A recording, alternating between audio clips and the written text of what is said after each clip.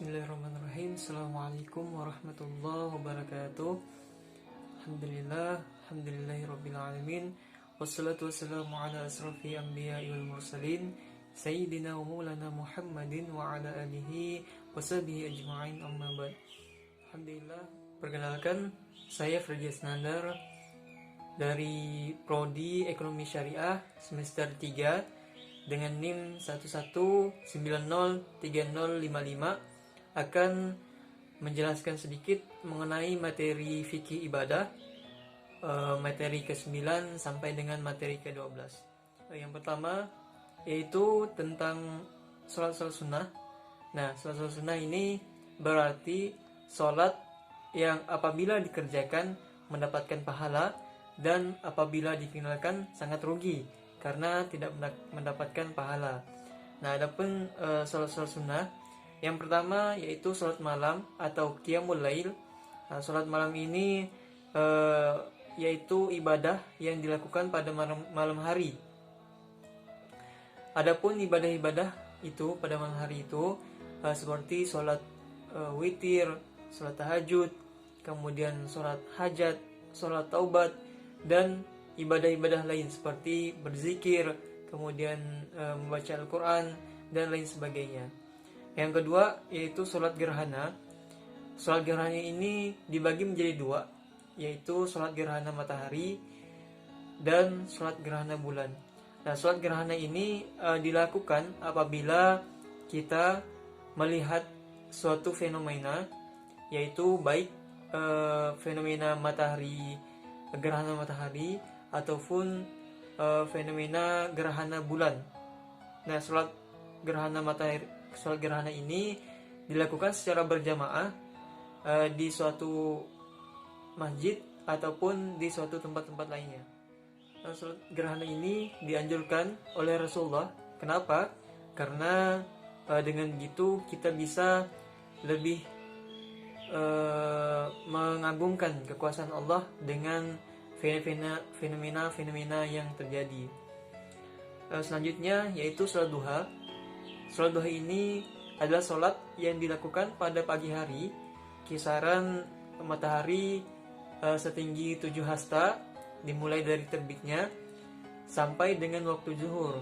Nah, sholat duha ini dilakukan dengan 2 rakaat sampai dengan 12 rakaat, yang mana pada 2 rakaat itu 1 salam. Nah, kemudian yang selanjutnya yaitu sholat jenazah. Nah, sholat jenazah ini dilakukan oleh orang muslim untuk mensolatkan jenazah, khususnya jenazah orang muslim. Nah, selain itu, adapun hukum dari sholat jenazah ini yaitu fardu kifayah, yang mana apabila di suatu tempat tersebut ada yang mengadakan sholat jenazah ini, maka kewajiban dari orang-orang di sekitar tersebut menjadi gugur. Namun apabila di suatu tempat tersebut tidak ada yang melaksanakan sholat jenazah, maka dosanya itu menyeluruh kepada orang-orang di tempat tersebut.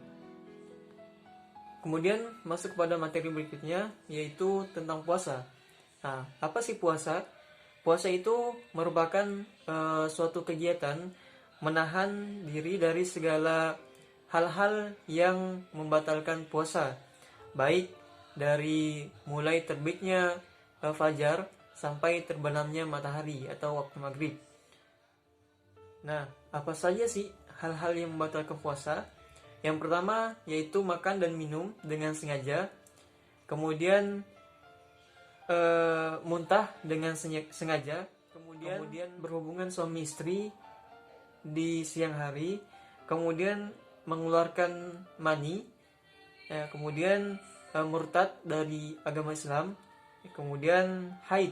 Nah, itu merupakan hal-hal yang membatalkan puasa. Nah, selanjutnya masuk kepada materi zakat. Apa sih zakat? Zakat yaitu merupakan sejumlah harta yang wajib dikeluarkan oleh seorang muslim kepada yang muslim yang berhak menerimanya, seperti fakir miskin, kemudian musafir, dan lain-lain. Nah, zakat ini dibagi menjadi dua.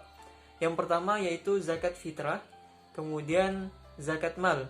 Nah, zakat fitrah yaitu zakat kebutuhan pokok yang dikeluarkan pada bulan Ramadan.